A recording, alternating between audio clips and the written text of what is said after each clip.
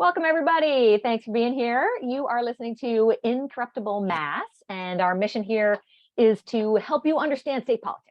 So we talk a lot about why it is so broken, what we can have here in Massachusetts if we fixed it, and how you can get involved. And today is a post-mortem on the election, the state primary election, which does determine a lot of seats because we're an overwhelmingly Democratic state. So what happened, how we're going to look at it, what we can learn from it, that is what we're talking about today.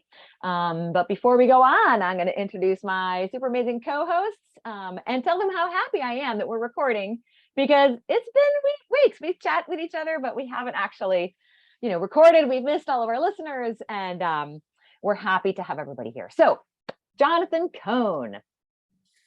Jonathan Cohn, he, him, based out of Boston, active in electoral and kind of organizing and issue advocacy here in Boston, and happy to be recording after a few weeks. And Jordan Burke-Powers. Jordan Burke-Powers, he, him. I have several years experience in progressive politics. I'm excited to be recording, and I'm excited to be here. Maskless, I've been recovering from COVID. And so I want to say, get your variant booster shot. It has made the difference.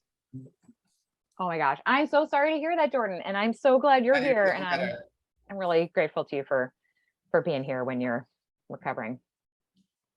And I am Anna Callahan, she, her, coming at you from Medford. Super excited about state politics, have been for quite a while, and excited to talk about the election. So I would love for us, first of all, to just give a little bit of basic, how did progressives do in this election, not individuals, but how's the progressive movement doing, and kind of related historically to how progressive the state house has been for the last, 5 or 10 years. I will say from my perspective, we did not do great. This was not an amazing election cycle for progressives. Not awesome. But let me pass it over to Jonathan to give a little bit of perspective on what this election cycle was like and how it fits into. I'm going to note a few points here.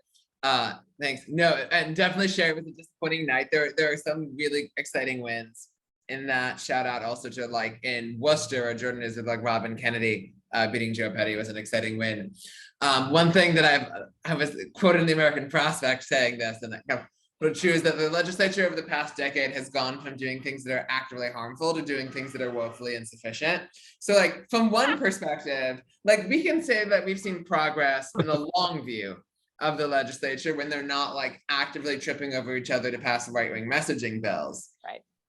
But in recent recent cycles where we've seen, let's say, new candidates get elected who are well in advance of the people that they replaced in a number of cases, isn't something we're not really seeing that trend from this election of seeing that real kind of, let's say, gain in what State Representative Nika Elgaard sometimes called progressive equity for a district, and how much kind of ahead of somebody's district is the candidate who ends up winning.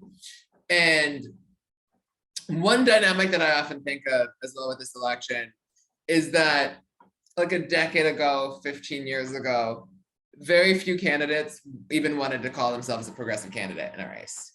Now we end up in a case where a lot of them want to call themselves a progressive candidate in the race, and will rely on a certain type of progressive signaling, even if that doesn't actually align with their policy positions or their record. So it ends up making the work for those of us who are interested in actually, let's say, building up a kind of a progressive political base. It makes the work more difficult because to the average voter, the differences aren't going to be as clear, because everybody's progressive.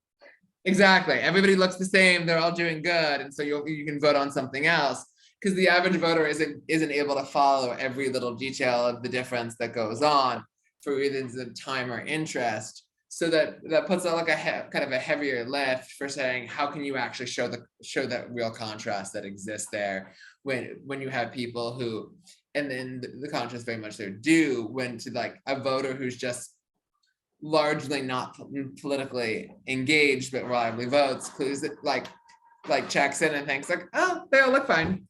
Yep. And I'm going to just jump in. I love how you phrase it of like gone from like actively harmful to woefully insufficient, but I think another thing to say about this electoral cycle is that we Mhm. lost a fair number of good people to Mhm. being appointed to other things or running for higher office.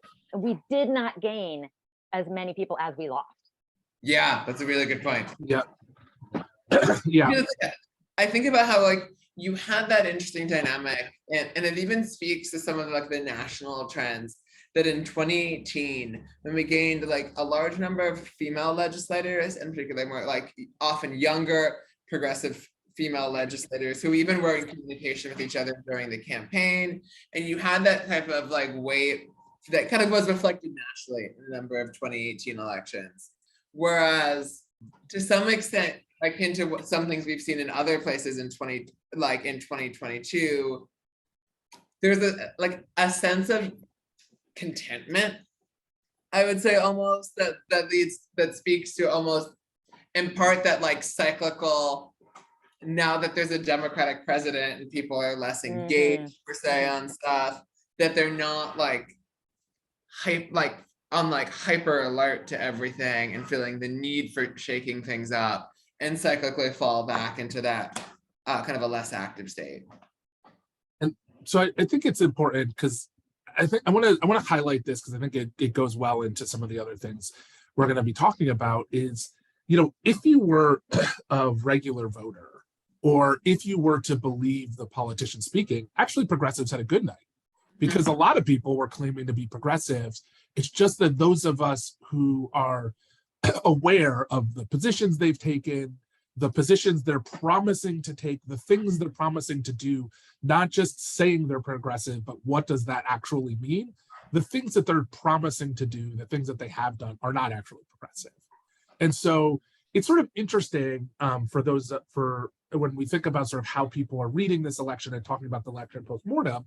If you were to think about the election a week ahead of time or 5 days ahead of time, you would think that progressives would be fine no matter what, because everybody was claiming to be wanting progressive change, to be wanting to do the things that we would like them to do. So I think the thing that I've been thinking a lot about is what's been stymied is progress on the big things that are before the state, before the country, that we could address tomorrow. We could fix a lot of things tomorrow, right? Progress will be stymied, but certainly not our messaging, certainly not voters' willingness to want people to work on these things or use solutions that come out of progressive thinking. People thought they were electing those people. It's just that the people making those promises have no intention of following through. There's sort of a cynicism to their usage of it. And so I think that is why I think, progressives are worried and sad about what happened. I mean, the only incumbent to have lost was Marcus Devers, who lost to a pro-charter person. But even the pro-charter people are using our language, right? Like even the pro-charter people are using progressive messaging to push privatization of public education, right? So it's this weird thing that the press likes to do, which is it doesn't cover anything. It doesn't make distinctions between people. It basically allows people to say everyone's progressive, and then after the election go like, oh, progressives had a bad day. But like, how would you know from the messaging of the people who actually got elected?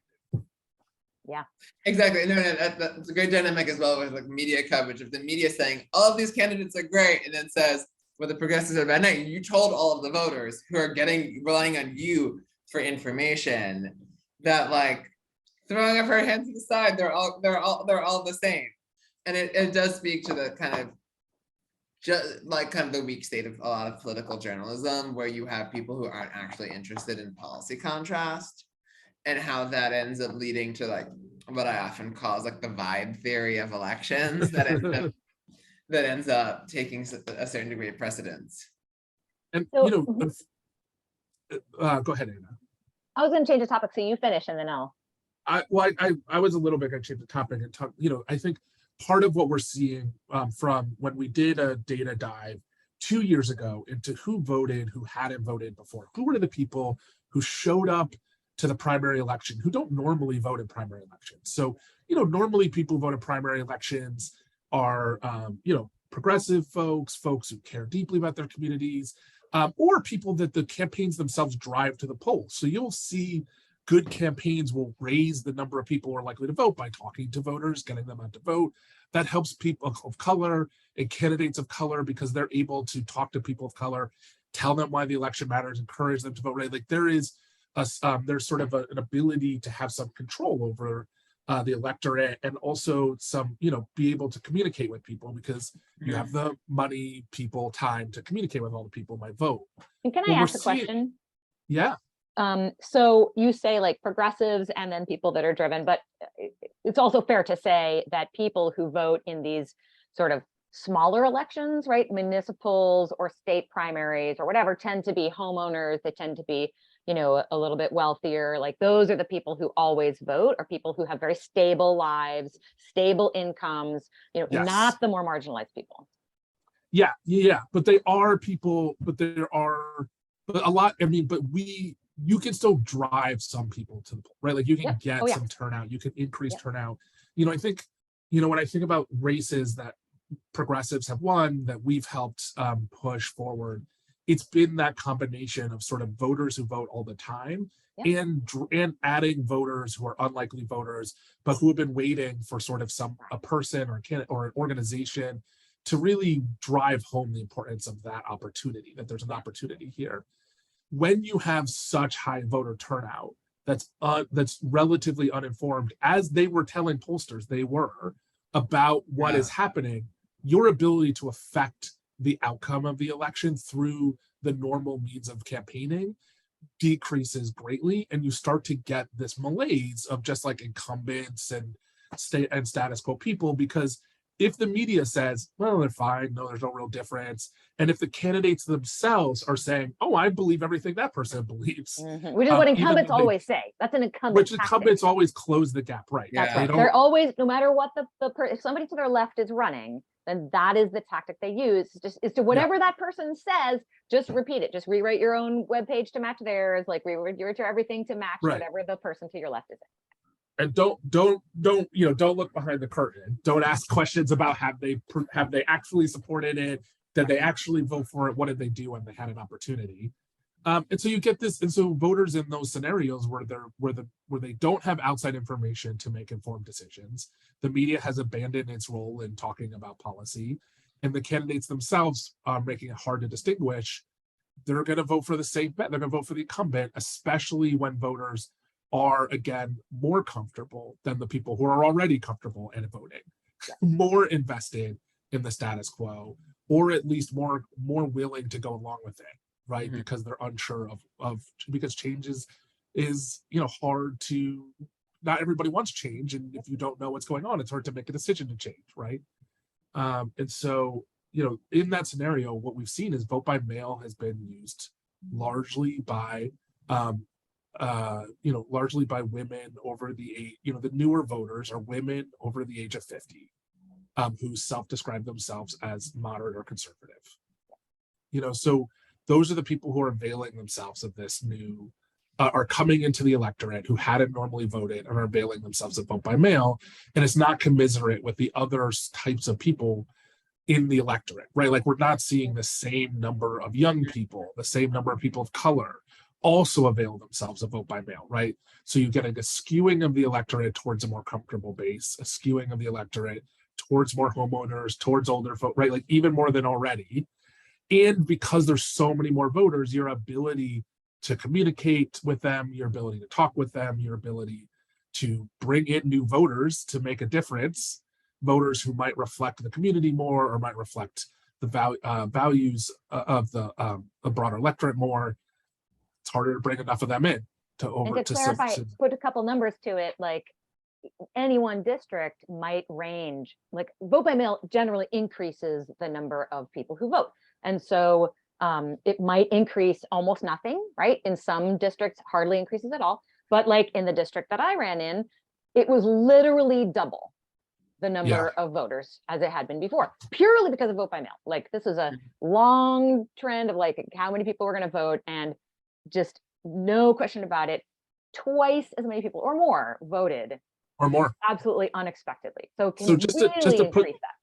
Yeah, 2 years ago, Walter Timmelty's district increased, I think, by 300%, so 3 times the Wow. normal vote. We saw one district increase by 800% than what's expected expected turnout.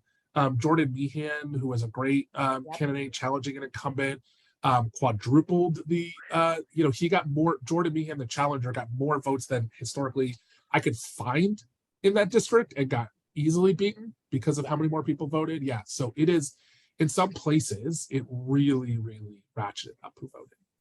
And it speaks to the way in which, like, I'd say there's 2 things. One, how the importance of candidates adapting to that environment, which can be difficult because typically we're used to, in Massachusetts, the idea like that you have all of the work of kind of convincing people and then like a GOTV period at the very end. But when people are voting a month before the election, suddenly that changes, that makes it that your burden of actually reaching people for the first time has to happen, or the second time or the third time has to happen even earlier. At the same time as you're also kind of doing both of the trying to get the people to support you to cast the vote early so that you can focus on other things, but still trying to reach all those people who are taking out a ballot that you may not have spoken with. It also reminds me of how the legislature, like, vote by mail is good. Anything that kind of makes it easier to vote is good. Although, like, we need to make sure that how the progressive candidates use that to their advantage in a way that it doesn't currently work now. But it reminds me how the legislature was fine with expanding voting rights with vote by mail because they likely believe that it benefits them more than it doesn't. Whereas something like same-day registration, which legislators view as not benefiting them, you still have resistance, particularly in the House, because they don't like the fact that just somebody that they don't know on election day might show up to vote. Because that's something that they believe a challenger can take advantage of, turning out new people that they don't know. And it's interesting to see how they respond to different types of voting reforms in a way that's less about like good governance or voting rights than it is about self-preservation. Totally. And to Anna's point, because it's people who aren't homeowners. Yeah, it's people exactly. who are less stable in their lives. It's the sort of people who would benefit the most from progressive change, or are at the margins of society, right? Like that's not the people you want voting. And those are the people who are the most, people who don't trust government, right? There are people who have a natural like affinity for challengers because they don't think government is working for them, which is why they don't vote. But if it were easier and there was someone they believed in, then they might just do it. Yeah. I also wanted to bring up this like a competing issue. So we just talked about how mail-in voting increased the number of voters in a way that made it difficult for challengers to manage, but also we've seen a decline in volunteers. Yeah. So, and it's like a cyclical thing, and there's a lot to talk about in here, but like this cycle, for many reasons, right? There was like people were finally on vacation in July and August because nobody could vacation for 2 years. Like that was a big thing. And who, like, how could you predict that, right? I mean, you kind of can, but like it's 100-year bizarre pandemic that nobody, really was able to prepare for. So that's one reason, but there's also like just kind of a cyclical nature to like people getting out when Trump is in office. All the progressives and everybody on the left is like more active. They're paying attention to the news every single day and they're taking action. And then there was this, once Biden was elected, there's like this giant lull and people are like, oh my God, I gotta chill out and see my grandkids and see my, like I need to do something else. And so then now there's this big lull. So there's a lot of factors coming into this difficulty in bringing out volunteers. No, I feel like we've been in this interesting state that, like, I'll say 2 things here. One, what was interesting to me with this year versus last year in campaigning is that 2021 felt like you had this like upward trajectory with regard to like, as there was a kind of like gradual reopening, and that like with the rollout of vaccines and stuff like that, where you could do more campaign activities as the year went further along. So there was that general sense of upward activity. At some point, you actually saw your volunteers' faces in full for the first time and like didn't fully recognize them perhaps before. But then going from like largely a virtual world to a world of like in person, but maybe let's say like masked and not trying direct contact with the voters, to actually doing full on kind of voter contact. Whereas this year has felt to me to be like just constantly moving in terms of it, where you'd have like bouts of a lot of hearing volunteers get COVID and not be able to come, which like still happens, even though like it's not that. And so there wasn't the same kind of like upward trajectory. It would be kind of more of like an ups and downs with regard to the state of the pandemic. And the 95-degree weather. Exactly.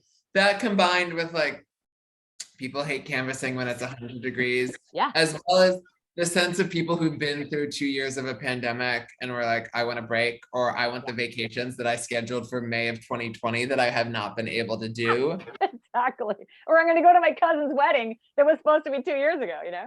Yeah. So there was a kind of a lot of compounding of that it felt like people would be like, you know what, it's been a long year. I'm taking this time to myself. And it's like, it's not unjustified to want to do that, but it also then kind of plays into that kind of lack of like, who are the people helping the who are the people helping the campaigns, if the people who would have been those are like need the pause.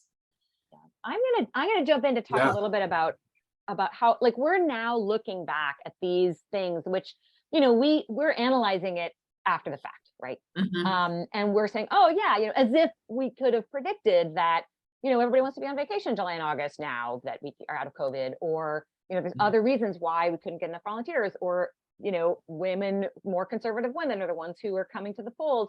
And one thing that really struck me after this election cycle was for me to sort of look at the actual numbers, not just who won and who lost, but to look at the numbers, the percent of voters that different people got, different candidates got, and how different that was compared to what I, as someone who's talked to a lot of people in the progressive community, you know, you guys plus a lot of other folks, what I would have expected those numbers to be. And some candidates were way higher, others were way lower. And like the thing that I got out of it is that I think in general, we as progressive organizations tend to believe that we have a pretty good sense of who's more likely to win. And we use that to determine whom to endorse.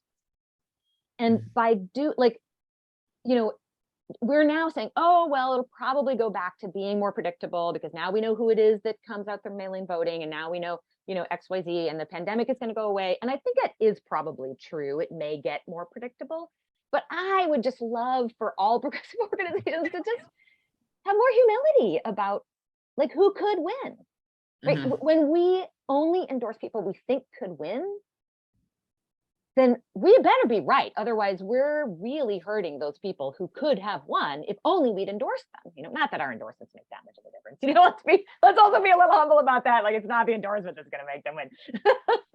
But like, I really want to approach elections with like a deep humility that like we do not know who's going to win, no matter how much armchair, you know, looking back 2020 vision that we do after the fact. Like, we don't know who's going to win. No, I think that's a good point. Like, I'm totally guilty of the thing that you're talking about, but it also reminds me of one thing that I've noted before is that the way that what makes a candidate electable is that you're willing to help elect them. So true. Yeah. No, I mean, it is, you know, every election cycle has its you know, shocking things. Every election does. And this election cycle was no different in that way. I think what's for me, what's more shocking is just how entrenched the incumbents were allowed to be, considering how big the problems are that we're facing.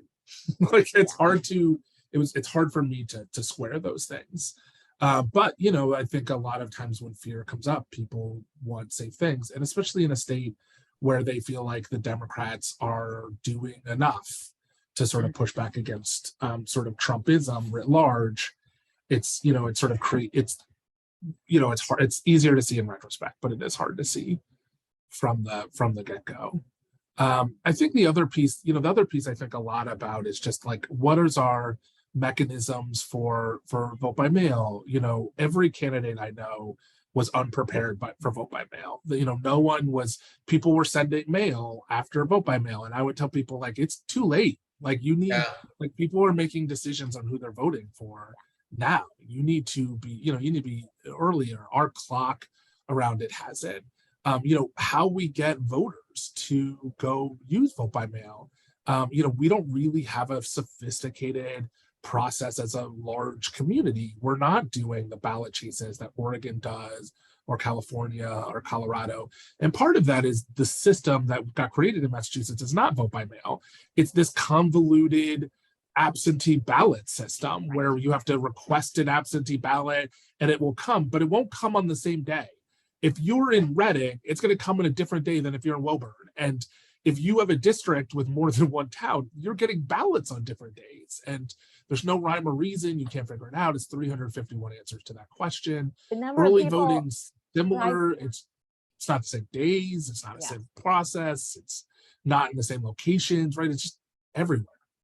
Sorry, oh yeah, and the number, no, not at all. The number of voters who you talk to at the doors who are like, well, I thought I ordered my mail-in vote, but I don't know because I haven't gotten it yet. And like my friend got there, so maybe I didn't. And so maybe I need, is it too late? Maybe what happens if I ask for it again? Will I get 2 ballots? Will they be invalidated? Like, it's so confusing. Yeah. And so we need to get better as a community of making sure that people avail themselves of this. You know, I say vote by home because that's what the data says is the best way to communicate to people. You know, but we need to figure out how to get people to start using it. And we need to push our you know, our clerks and maybe our legislature to just clarify this process, right? Like, everyone should get a ballot on the same day. It should be a predictable day. And everyone, you know, frankly, everyone should just get a ballot. You shouldn't have to request it. You shouldn't have to go through this convoluted process. You should just get a ballot and then go cast it. No, it's just extra paperwork and extra money to do the two. Yeah. Oh yeah. And like, actually, the one thing, even like with a primary, given how they work, I think we were talking before, if you send everybody registered in a party, that party's ballot, and send an application to those not registered so they can choose which one they pull. Right. But like, by doing it that way, you save a lot of money in paper on the system that we have. Yep. One of the other things I think when we're thinking about sort of the statewide offices and some of the other things that, you know, I think I was telling voters beforehand, you know, telling people, like, a majority of the voters are going to be women. You know, we need to take that into consideration. And I think one of the lessons I'm taking is just how little we really took that into consideration, how little voters took that, candidates took that into consideration, and how well Bill Galvin took that into consideration. And Bill Galvin's only ad was explicitly to women, right? It was a message for an electorate in which women will be the majority. And sort of Bill Galvin, of all people, learned that lesson better than I feel like a lot of our folks did. And so, yeah, I just think, like, that's also part of the thing, is we need to be more explicit about some of the issues that women list as important to them, and making sure that we're listing them as the things that we care about. So choice, healthcare, education, childcare, right? The things that when we survey and ask people what's important to you, women list as the number one things. We need to be sure that we're having policies and talking about them publicly. To let people know that we have solutions to their problems, right? To the things that women care about. Yeah. Well, let's come up with a closing thing. I'd love for, let's see, if everybody can chime in on like, this was not great. This was not a great election, and what could we do better as a progressive community to help maybe frame future election cycles, or that I will say my piece, which is